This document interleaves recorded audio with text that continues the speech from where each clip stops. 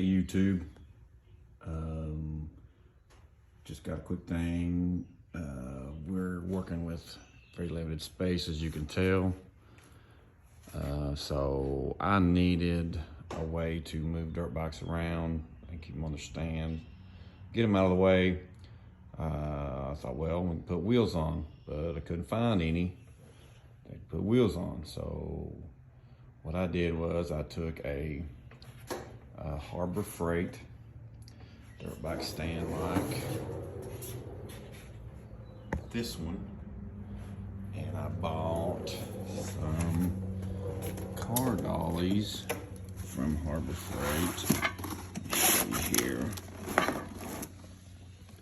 it's right there, and I joined the two together, and I come up with this right here. I mean, you still lock the wheels and everything. And now, just push the dirt bike around wherever I need to go. Push it in over here next to this one. Good to go. Let me know what you think about it.